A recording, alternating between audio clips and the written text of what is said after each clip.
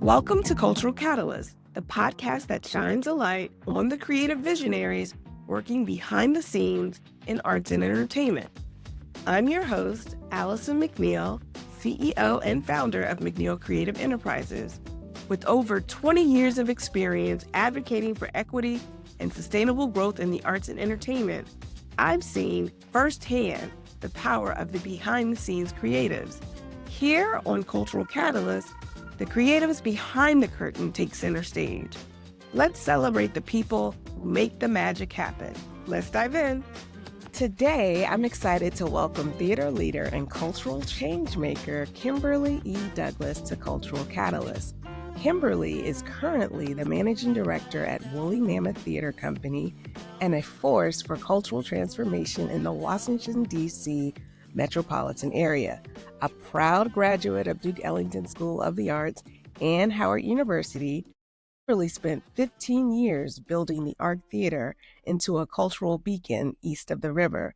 Before joining Woolly Mammoth as managing director, Kimberly served on their board from April 2021 to March 2023 after establishing a long-standing partnership between the Art Theater and Woolly Mammoth as core connectivity partners while she was leading at the Art. Through her consulting company, KD Arts Consulting, and her board work with Downtown DC BID, Kimberly continues championing a simple but radical idea that access to the arts isn't a luxury, it's essential infrastructure. A member of Leadership Greater Washington's 2025 cohort, she remains committed to ensuring that theater doesn't just reflect our communities, but actively builds them. Kimberly, welcome to the show. Thank you so much. I'm so happy to be here with you this morning. I am happy to have you here, and I'm also happy to give you your flowers for the work that you're doing in the DC area as someone that's also a native, born in DC, raised in Maryland. I got to make that distinction. It's always great to see people that are local creating local change and creating space for people to connect to the arts. Okay, you spent more than 20 years building bridges between art, community, and leadership. When you look back, what first drew you into this work and what still fuels you today? I think a lot about like my early beginnings at Roots Activity Learning Center, a charter school here in DC that I attended. And just one correction, so born in Maryland, grew up in DC and attended a lot of DC area schools. Yeah, Duke Ellington being one of them, and Roots Activity Learning Center being my elementary school. And I recognized, like, as I started getting into the leadership around this work and, Any Given Child in the early, I'll say 2010s was a big initiative that was happening with the Kennedy Center at the time. There were these cohorts of people in the arts that talked about what does access and entry points look like, right?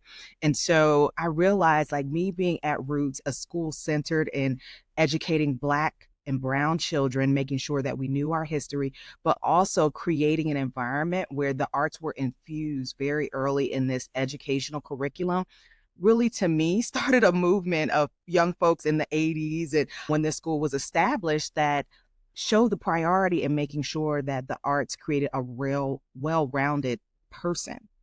I will name drop a moment, Brandon Jacob Jenkins, who is the incredible playwright and MacArthur genius scholar, went to the school as well in his early years. And so I do feel like there's such a correlation with the fact that there are these arts leaders that started out with beginnings that foundationally grounded us in knowing our history as Black people, understanding the nuance of being a Black person in this world, and the fact that the arts were used as a tool for that education feels very profound in this moment, because you cannot walk into other spaces without knowing who you are.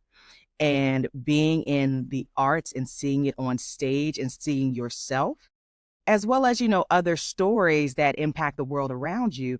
But I feel like Roots really helped us to understand how you can see the arts as a educational tool and also a way to learn your history, be a part of that narrative change, and also use it to amplify your presence in the world and also bring people closer into you through a message that is universal.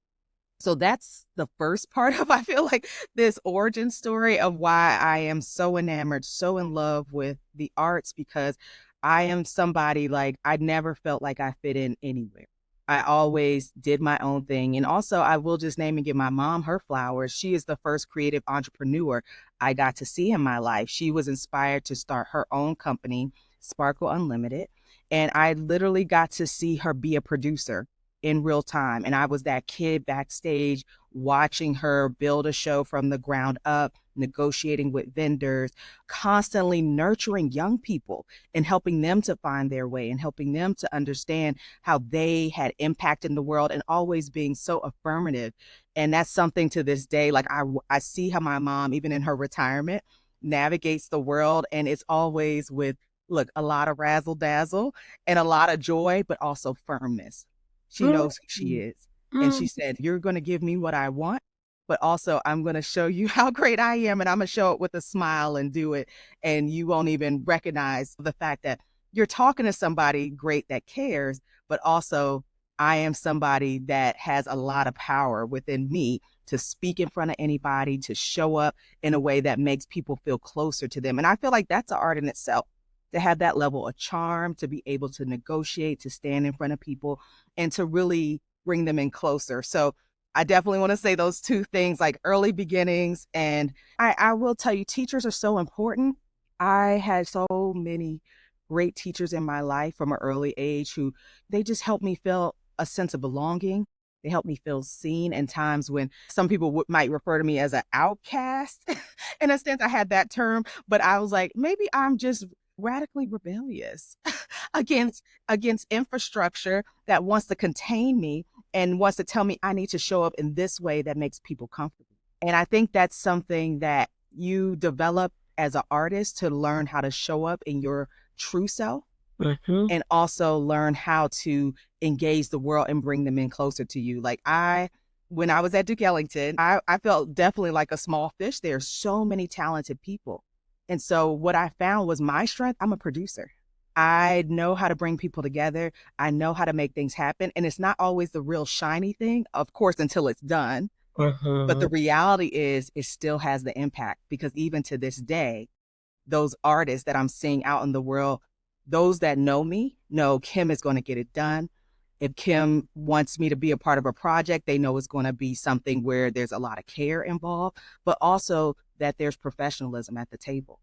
And so I will tell you, I'm still very much refining how that looks today. And that's why for me at Woolly Mammoth, this feels like the right fit in this time, because being an executive leader and being somebody that really wants to see new artists that have, even if they're like midlife, experience something new and unique, it is something that feels very honest in terms of how I want to continue to show up in the world and nurture those gifts and talents of the producers, the people behind the scenes, the emerging leaders in the arts. So sorry for this very long-winded, No.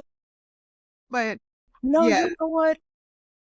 We create this platform so that people are given their flowers, and they're also able to acknowledge their path, right? And I heard so many things that I just want to double back on, because I think they are critical. First, being from the area, I know roots. I had a friend that was in a summer arts theater program with me that went to that school. And I remember thinking, his name was Shake, not Yeah, what. Shake Idera. Yeah, We you were know Shake? we were there at the same time. I love Shake. Yes, and his mom is still amazing. She's incredible. And I remember thinking about Shake, not knowing anything about the school, but just remembering that he said he went there. He always seemed grounded, like who he was as a person felt grounded in a clear identity.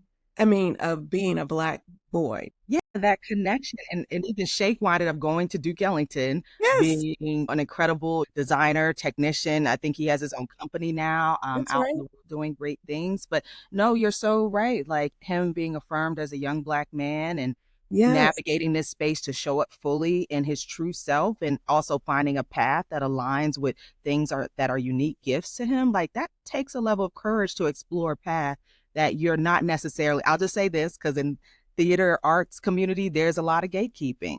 and there's elitism, but to have that bravery to navigate that space, to create your own path, no, you have to be rooted in who you are. And having that place and access and opportunity at such a young age, Mm-hmm. can't help but have it carry you. Because I remember thinking, someone that, mind you, we were like, I don't know, 9, 10. I don't even know how old we were. We were young, maybe 11, 12, I can't remember.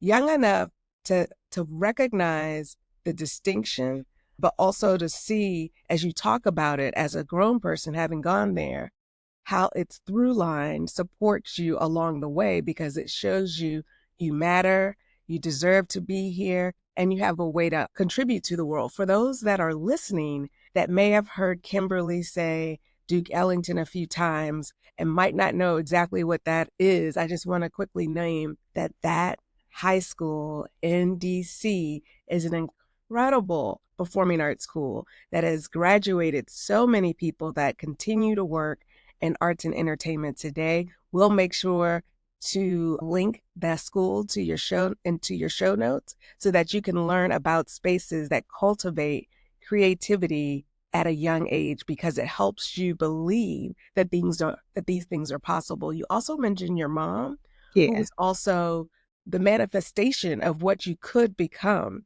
Another example of being able to see what you could be, which is so important. And all of our guests, when we talk about their journey, somebody or some experience helped spark this interest. And I see two very clear ways that you've described. You mentioned wanting to give your mom your flowers. What's her name? Marjorie P. Douglas Johnston. Flowers to Mama Douglas. Yeah. Yes, yes, we got to give flowers, because without her, there would be no you. There And you for go. her having the foresight to put you in a school like Roots is just incredible. So many things that you mentioned there, we will likely come full circle to in this conversation, but I really appreciate that reflection, because theater is known for being pretty elitist, and you're at a space now that's known for being experimental, risky, and I Yeah. just have so many ways to go through this. Before we go there, having grown up in DC and now serving its arts community for decades, what does it mean to you personally to be rooted in the city's cultural life? Well, I will tell you, it's a lot of pride that I have, right? One, that I am able to thrive in place. I did not have to leave this city in order to ascend to an executive leadership role. I feel very grateful. Also, how much DC is invested in its arts community. I feel like it's on the cusp of doing some really incredible work. And I'm just going to say the work that's happening in downtown is, I think, just the catalyst that we need in this moment. While yes, it's in a rebuilding, I think the energy that everyone is bringing to it means that DC is about to have a huge rebirth. And the art scene especially is going to have a rebirth in downtown that is very exciting.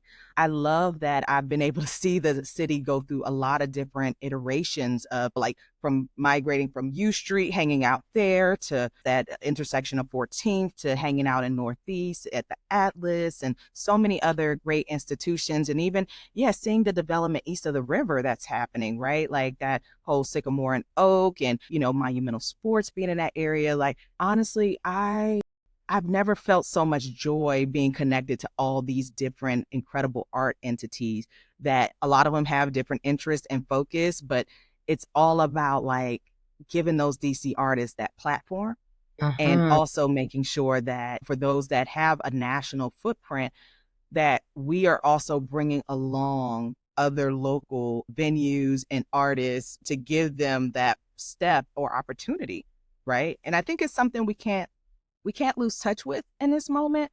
It feels harder to do this work because the volatility of the philanthropic landscape, as well as the volatility in the city that is happening.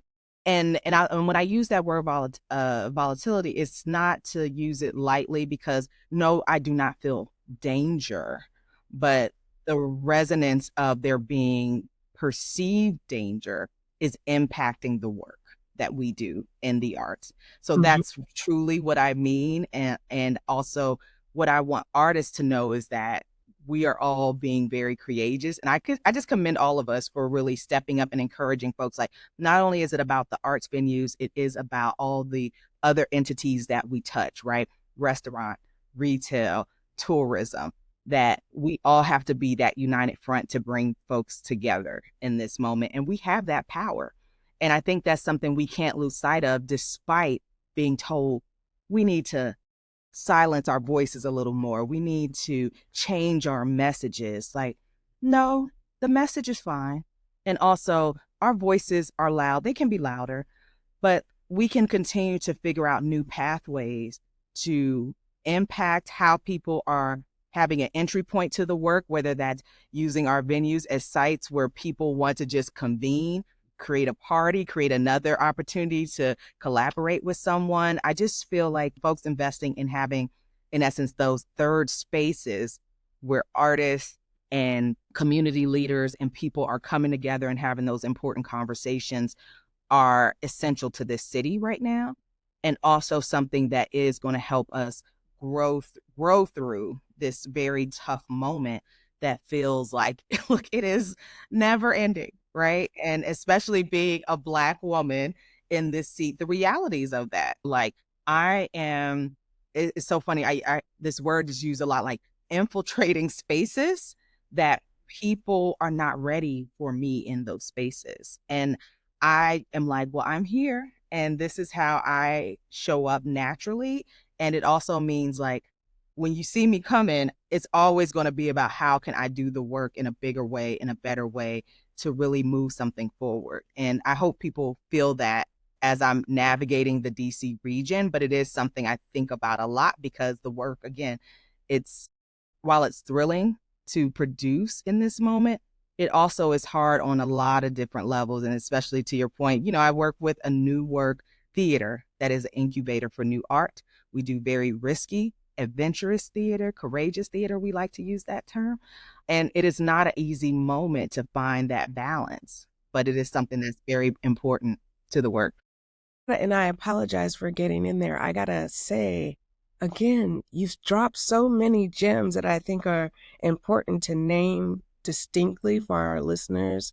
I want to go back to the first one that caught me, and that is, I mentioned it in your bio, but that you have been in the DC area and you can stay in your area and create and have a career in artistic practice. For some of those that are listening to this episode, you might be like, so what does that mean? What happens a lot of times in arts and entertainment is someone is born in one area, they want to be an artist, they leave the area and take all their gifts somewhere else. But what we're naming right here is Kimberly not only was raised here, she's remained here, had an active role in contributing to the evolution of what arts looks like in different spaces in the city, and also is very aware of why it's necessary and what sort of perceptions come with that sort of goal and role.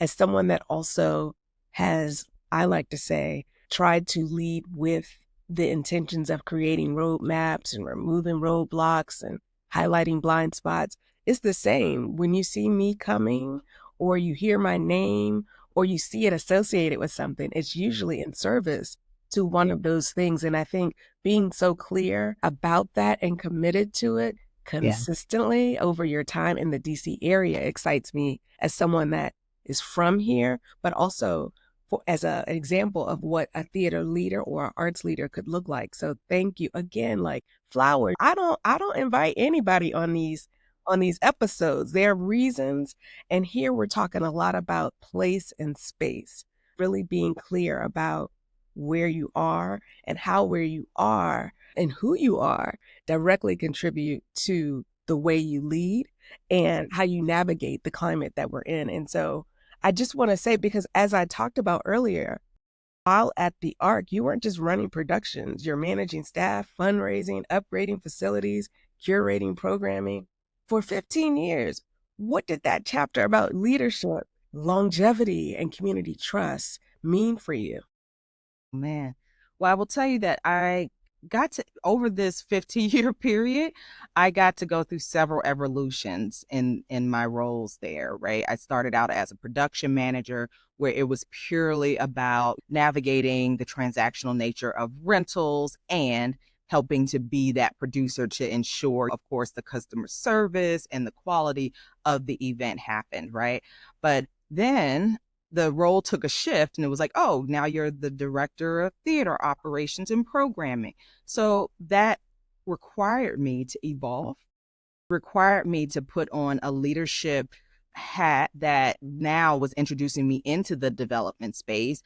And I feel very grateful for the development director at the time, Janet Stone, who was like, help me with grant writing. Let's talk about some strategies that will really benefit the ARC. Like, yes, it's a rental house, but essentially, like, we have youth that come through these doors every day. What would it look like if we create a workforce program initiative that not only was focused on, yes, summertime and giving them a summer job, but long term, helping them to build a career, helping to expose them to the arts in a deeper way behind the scenes where they could start to, one, learn accountability, those essential skills, I like to say, not soft skills, conflict resolution, problem solving, public speaking, being in front of people, and really understanding what it meant to be in community and have a sense of belonging, right?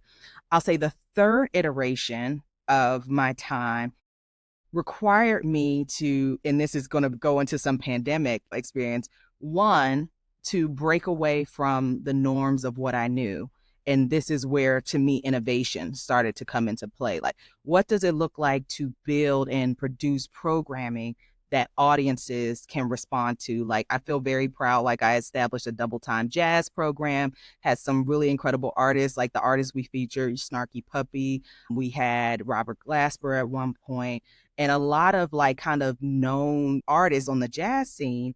I think we had Theo Croker as one of the last artists that came through, and the Baylor Project, like that were coming into Southeast, seeing the beauty of the ARC in its spaces, and then audiences could respond how they wanted. And I will tell you, audience was always a very challenging thing when you're trying to present programming east of the river, because folks, you're going to prioritize. Am I focused on getting my kid to school and getting them fed, or am I coming to an after hours moment where there's no other like restaurants or anything else, which is hard, right? To say, just come to this show.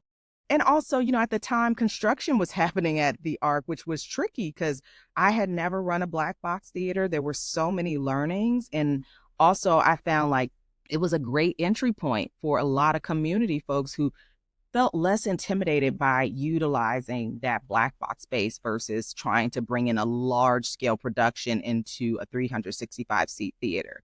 So it was a difference also in navigating the scale in terms of how I was marketing and selling and approaching people about utilizing those spaces. And also, again, trying to make sure like I'm bringing along the arts education program so that they're getting a different layer of education, right? And then this last iteration, I asked for the title of managing artistic director because essentially that's what I was doing. I was forming relationships that helped to kind of deepen the art's reach in not just the community, but also in greater DC.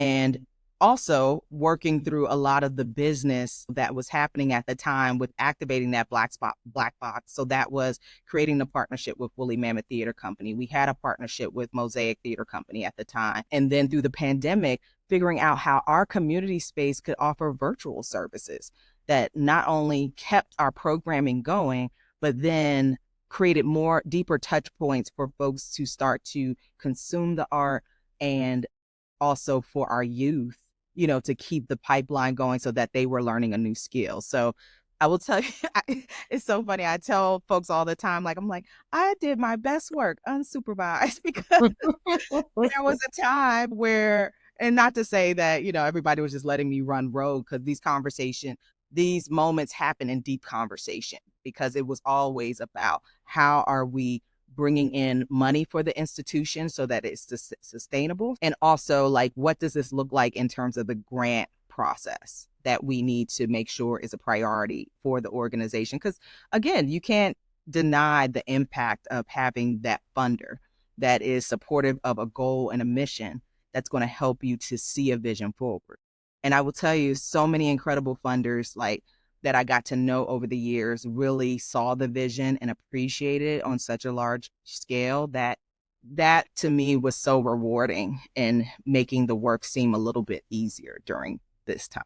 Well, I have a couple of questions to follow up because I think that what you describe for so many reasons are noteworthy, right? Like it is not necessarily common, especially for people in, I guess, Generation X, millennials, to stay in the same role for 15 years. But what I heard you talk about is it almost was like different roles at different iterations while at the same place, which also gave you history and institutional memory to know where you've come from. And I can say, as someone that has gone to the Arc for a rehearsal, for a community event, to see Take Six, to see a high school performance, like all of those, same venue, like same look. And I'm just like, wow. And I wonder, as I think about the varying roles, why Woolly Mammoth? What was that transition like? Man. So here's the thing. I joined the board and I was really energized, one, by the fact, like, I've never seen a board function and the way their board functions as working board, how committed everybody was to the vision of the place. And at the time, and I will just tell you, a lot of theaters in the cities created a very transactional relationship. It was about, oh, we come to the Arc and this is what you can do for us. And this is how we're helping you by coming here, right? And this was the first time that I experienced an organization and even an artistic leader approach me with, hey, a level of respect and also honesty about how they saw a mutual partnership. And that meant a lot to me at the time because it was something that had not happened before. And while a lot of great arts institutions would come to the Arc, it was always about, well, we want to do this thing, help us do it, that's it. But it was never the discussion like, how can this be mutually beneficial? How can we, one, elevate the work that the Arc is doing and some of the partners here and make it like this wraparound experience, which was at the time, that was exactly what the Arc was about. It was about utilizing all of the entities and wraparound services and organizations to make one cohesive experience for people, right? And so Woolly just felt very aligned with my value system. And this is where there's a little twist, right? It made me push myself in a way artistically I was not prepared for. So here's where kind of this like kind of shock and awe moment happened for me. You know, like I got the pitch around the show, What to Send Up When It Goes Down, is a show about racialized police violence and also celebrating Black lives that have been taken, but also like how can we create healing? How can we tell the story and recognize the pain, but also look at the things that really will help us to heal? Literally, I heard this pitch and it brought me to tears, but then seeing it in action in our Black box space and having groups like the C School of Washington kids come to opening night, having some of our board members in the space, having some community members, there was extreme discomfort in looking at this truth. Like to the point where I was like, oh God, I'm not going to be employed here. But the reality is, it made me so happy that some of the young people in the room said, this is the best production I've ever seen in my life. And then they even started to have conversation around how they felt being in the midst of police confronting them or experiences that loved ones had had. And I even had to reflect, like, I'll never forget, there was a moment in the space where I had to say to folks, wow, I had a very intense police interaction, literally. And it was intense because this police officer, I made a wrong turn and I was stuck in traffic by Nationals Park. And he literally came up to my window and there were many other cars that had done almost the same thing, but he knocked on my window in a very aggressive way. And then I think when he saw how like scared and shocked I was, he backed off, but it was still one of those very aggressive moments that like put me in a space of, oh, he okay and entitled to do that. Why did he do that?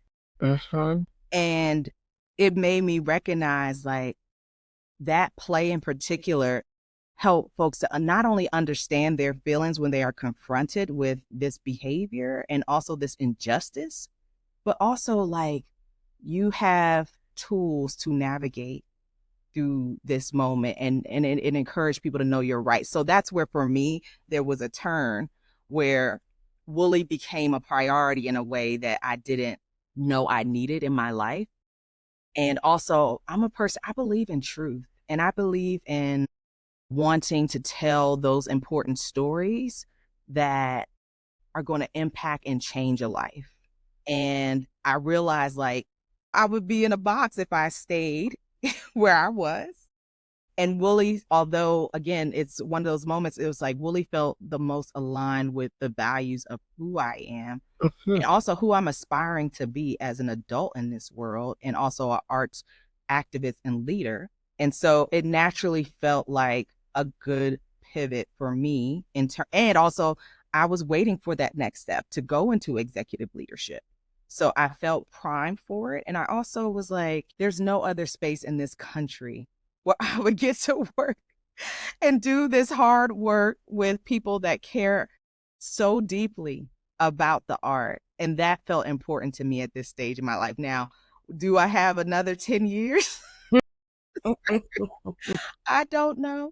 I Right. don't know. But I am grateful because, again, it's pushing me outside of my boundary. I had to learn so many new skills, managing a board, managing a full staff of folks and contractors, which I had experience with at the ARC, but on a greater level.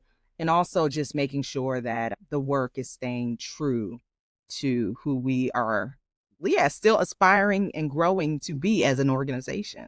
I love how you reflected that journey. And it's very clear for me that the alignments of values and opportunity and your readiness to take the step Mhm. all contributed to your ability to not just move into this next leadership position, but even to reflect on what you learned to help prepare you for this next transition. And I remember at the beginning of this conversation, you mentioned I felt like an outcast and knowing where my place is, and how you talked about art, theater in this case, connecting with communities on social realities that many people have experienced. It is why art matters. Artists at the table to speak truth about lived realities. It sparks healing. It sparks open dialogue. It sparks an opportunity to reflect on your own journey. And I hear you saying that not only have you been a part of that development in those conversations, you see the importance of it, and you see what it did for those that were in the space that were able to exchange in that, and the mutually beneficial partnerships.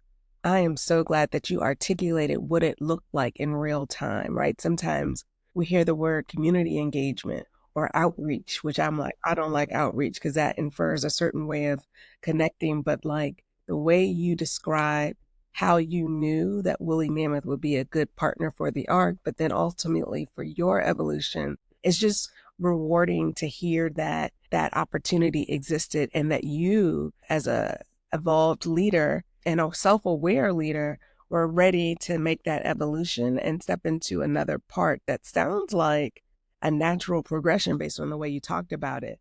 I gotta say though, we know theater leadership is demanding. You've talked about all the things: long hours, high stakes, constant change. What practices or rituals keep you grounded while you're doing this work? So I will tell you, finding new communities, and this is why for me, like the fact that I made the commitment to Leadership Greater Washington, I put it off for a long time, but I feel very grateful that I found a community in Leadership Greater Washington. And also I will tell you that as being an executive leader, it's one of those things where finding the right people, like I think Allison, you are so incredible in how you are not only sharing space and giving a platform for people to use their voices, especially leaders like us during this moment. To me, this is healing, like being able to be in space and really to talk about the journey and also just how we can continue to evolve. I will tell you, I do yoga. I need to do more of it. It is hard to take care of your body in a way that feels, I hate to say, human in terms of just basically, like, some days I'm like, did I drink enough water? Like, you have those kind of check-ins with yourself, and also noting like how you have to get rest. Like, you are on in front of so many people. I know personally, my social battery can run out at any given moment. So there are times when I'm having a great time and I'm being, very outward facing, being that leader. But I know also, oh, I am having a moment. I'm starting to shut down. Let me pay attention to the signs. I need to disconnect.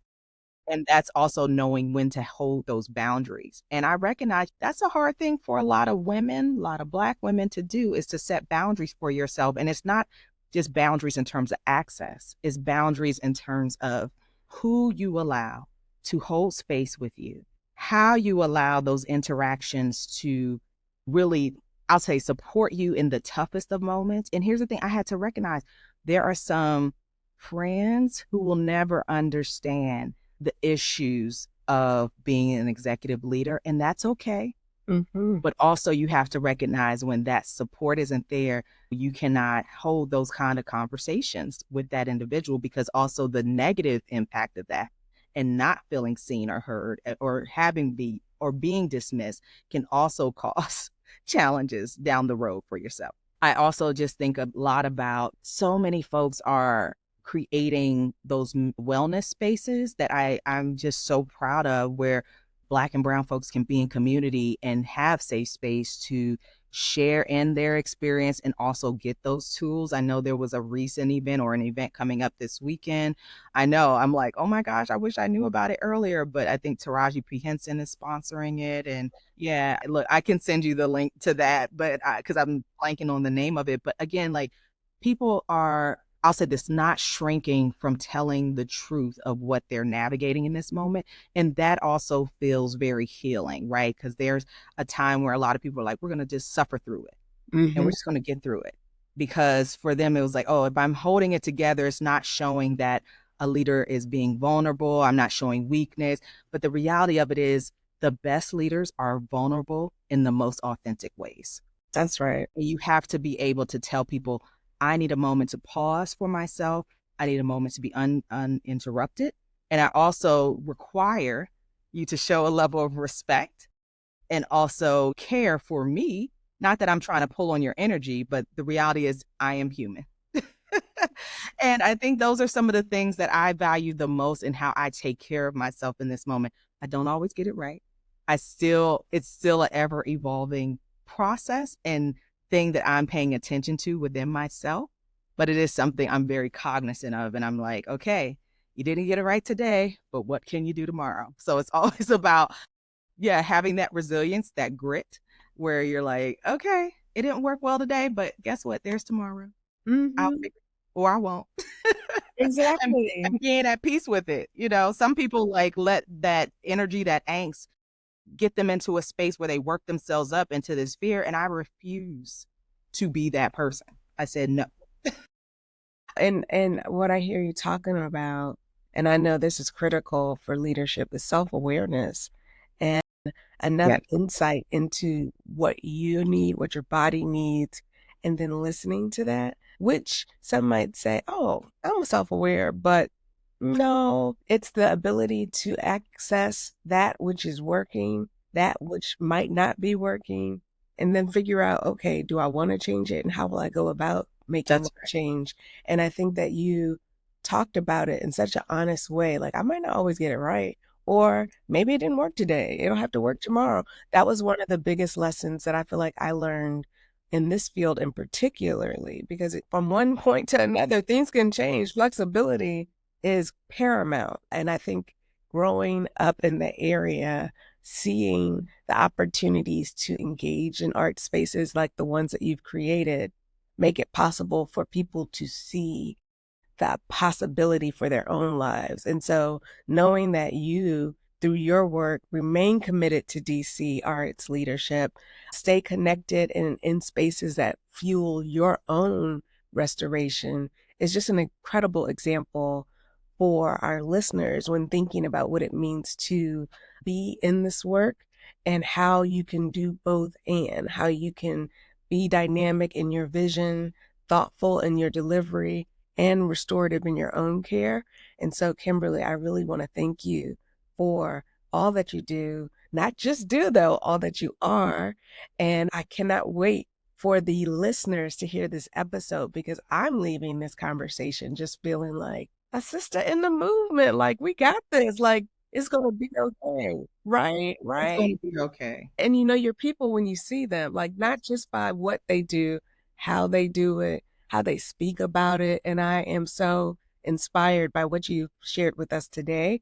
I do know that time is running thin and I can't hold you forever. So I do want to ask you if people want to stay connected to your work or anything that you're doing, anything that Woolly Mammoth or even the ARC is doing, how should we do that? Well, yeah, I would say definitely follow Woolly Mammoth Theater Company and Building Bridges Across the River on Instagram and Facebook. And Woolly, we're going to keep doing all of our fun, adventurous theater. We just invite you all to come and be in community with us. You know, we're gearing up for a really fun holiday production. Ho, ho, ho, ha, ha, ha, has an Estonian clown that is solving people's problems.